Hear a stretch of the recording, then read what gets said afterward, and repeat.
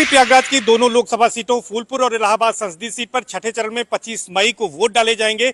इस सीट पर क्या मुद्दे हैं और किन मुद्दों को लेकर यह चुनाव लड़ा जा रहा है, हमारे साथ प्रयागराज के कुछ बुद्धिजीवी हैं, उनसे हम बातचीत करेंगे और जानने की कोशिश करेंगे कि आखिर दोनों सीटों के क्या मुद्दे हैं।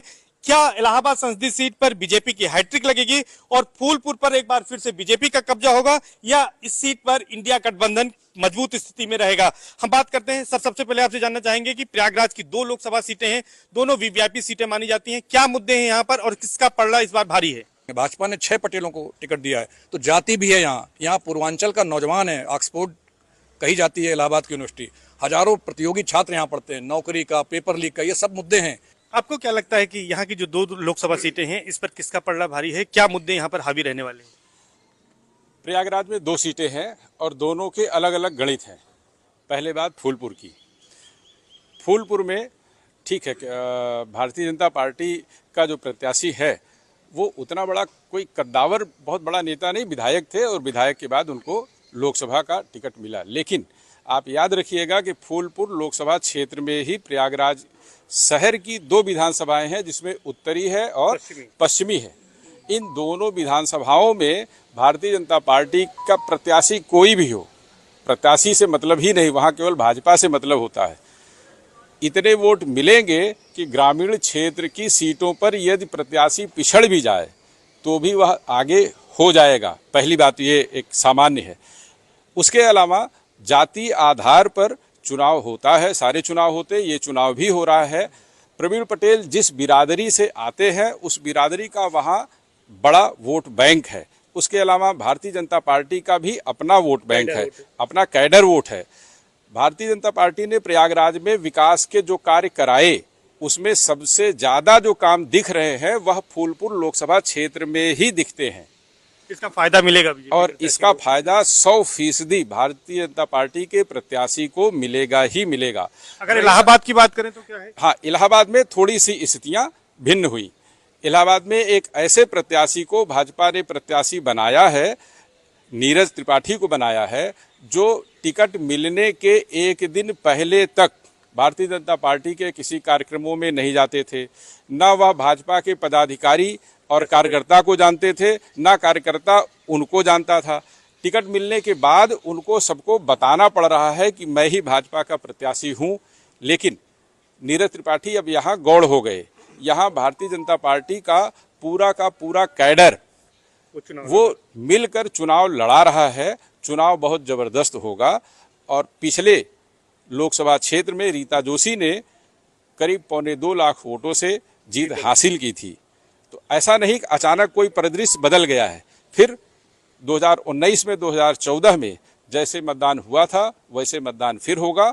जीत हार का फैसला 4 जून को होगा।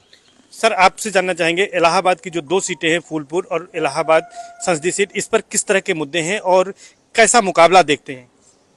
देखिए, प्रयागराज में 2 संसदीय सीट हैं, फूलपुर और इलाहाबाद। इलाहाबाद की दूसरी गणित है और फूलपुर की दूसरी गणित है। फूलपुर में सदैव जाति समीकरण भारी रहे हैं।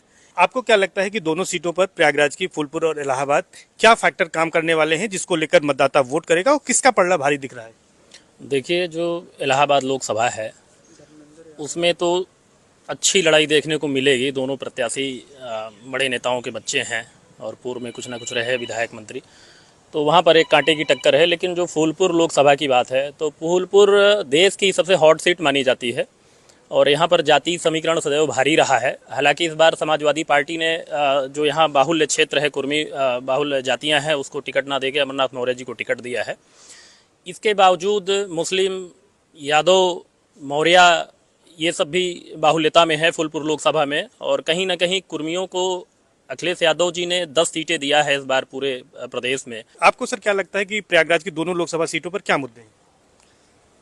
देखिए, मुद्दा इस समय तो हमको तो ऐसा कोई विशेष मुद्दा नहीं लग रहा है, क्योंकि विकास हुआ है और फूलपुर की सीट तो बीजेपी जीत रही है और यहाँ के इलाहाबाद सिटी की जो सिटी है वो थोड़ी फंसी है। लेकिन मुझे ऐसा लगता है कि मोदी जी के आने के बाद वो समीकरण भी चेंज होगा। आपको सर क्या लग रहा है कि प्रयागराज की दोनों लोकसभा सीटों पर किस मुद्दे पर चुनाव लड़ा जाएगा और क्या यहाँ पर होने वाला है, किसका पलड़ा भारी रहेगा? निश्चित रूप से फूलपुर में जो है भारतीय जनता पार्टी का पलड़ा भारी दिखता है और रही प्रयागराज की बात, तो प्रयागराज संसदीय सीट में नीरज त्रिपाठी जी अभी नया चेहरा हैं और उनको आज की जो रैली है प्रधानमंत्री और मुख्यमंत्री की जो है उससे काफ़ी कुछ साफ हो जाएगा। तो निश्चित तौर पर प्रधानमंत्री के रैली से जो है आपका कहना है कि साफ हो जाएगी तस्वीरें, लेकिन क्या लगता है कि जोश भर पाएंगे दोनों सीटों पर? क्या मुकाबला देख रहे हैं? देखिए, दोनों सीटें बहुत ही महत्वपूर्ण हैं। दोनों ने ही देश को प्रधानमंत्री दिए हैं और फूलपुर की घटना ने जो आप कह सकते हैं कि अनुशासन को ताक पर रख करके धमाचौकड़ी मचाई है, वो लोगों को पसंद नहीं है और इसीलिए सपा जो है सत्ता से गई थी और इस बार फिर वापस जा रही है। तो निश्चित तौर पर दोनों जो सीटें हैं, फूलपुर और इलाहाबाद संसदीय सीट, उसके अलग अलग मुद्दे हैं। कुछ और भी आप कहना चाहते हैं? क्या कहना चाहते हैं? क्या लग रहा है क्या मुद्दे रहेंगे? देखिए, एक विपक्ष की तरफ से बेरोजगारी और नौकरी का बहुत बड़ा मुद्दा उठाया जा रहा है और बहुत अच्छी जगह आप खड़े हैं प्रयागराज में। यहीं पर उत्तर प्रदेश लोक सेवा आयोग है, यहीं पर कर्मचारी चयन आयोग के कार्यालय है, यहीं पर शिक्षकों की भर्ती के केंद्र हैं। 2017 के पहले जब समाजवादी की सरकार थी तब रोजाना छात्र आंदोलन कर रहे थे और मांग क्या थी? सब में भ्रष्टाचार, ऊपर से आई हुई पर्चियों के आधार पर भारत के